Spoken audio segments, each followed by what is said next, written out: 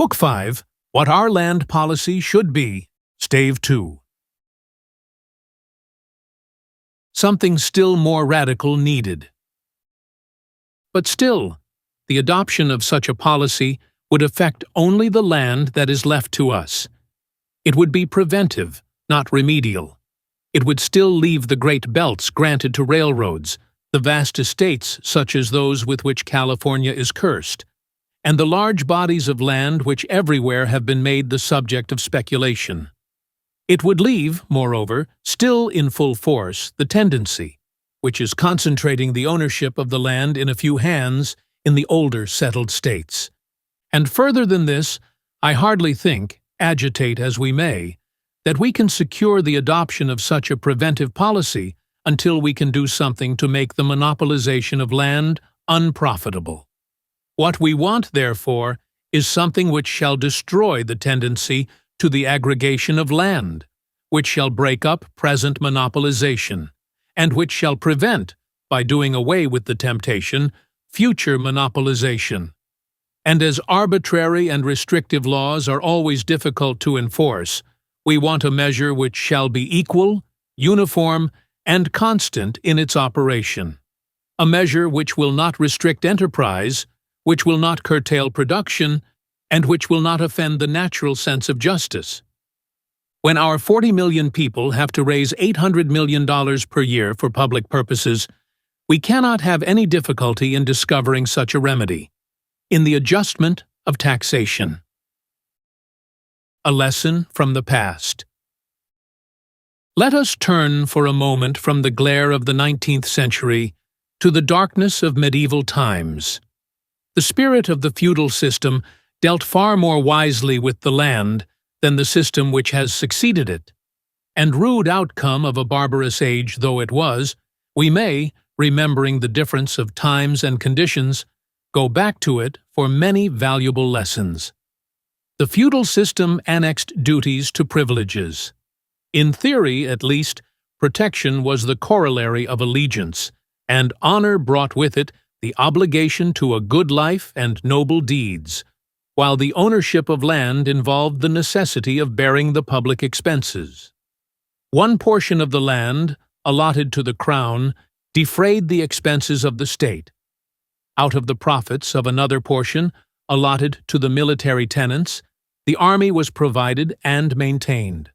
The profits of a third portion, given to religious uses, supported the church, and relieved the sick, the indigent, and the wayworn, while there was a fourth portion, the commons, of which no man was master, but which was free to all the people. The great debt, the grinding taxation, which now falls on the laboring classes of England, are but the results of a departure from this system. Before Henry VIII suppressed the monasteries and enclosed the commons, there were no poor laws in England and no need for any. Until the crown lands were got rid of, there was no necessity for taxation for the support of the government. Until the military tenants shirked the condition on which they had been originally permitted to reap the profits of land ownership, England could at any time put an army in the field without borrowing and without taxation, and a recent English writer has estimated that had the feudal tenures been continued, England would have now had at her command a completely appointed army of 600,000 men, without the cost of a penny to the public treasury or to the laboring classes. Had this system been continued, the vast war expenses of England would have come from the surplus wealth of those who make war. The expenses of government would have borne upon the classes who direct the government, and the deep gangrene of pauperism, which perplexes the statesman and baffles the philanthropist, would have had no existence. England would have been stronger, richer, happier. Why should we not go back to the old system and charge the expenses of government upon our lands? If we do, we shall go far towards breaking up land monopoly and all its evils, and towards counteracting the causes now so rapidly concentrating wealth in a few hands.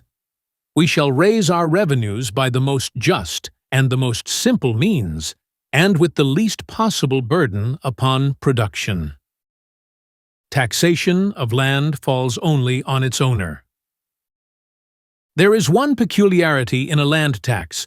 With a few trifling exceptions of no practical importance, it is the only tax that must be paid by the holder of the thing taxed.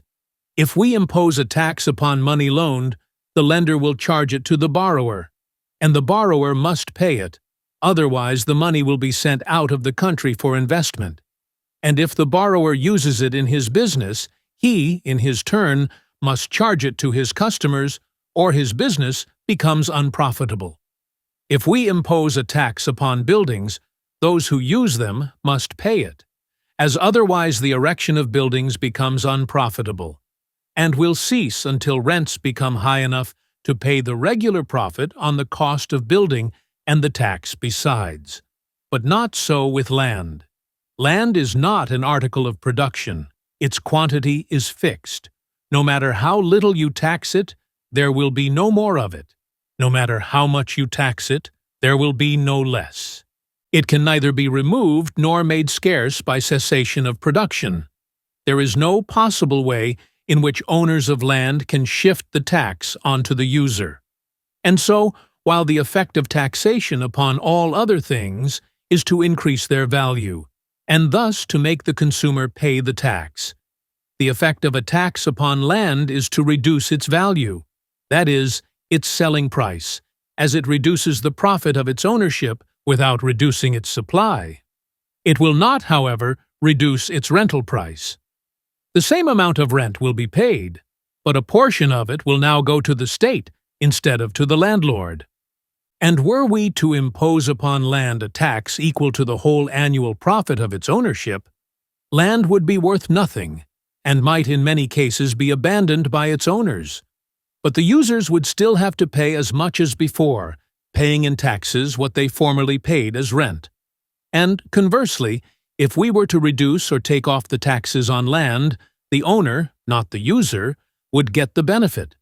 Rents would be no higher, but would leave more profit, and the value of land would be higher.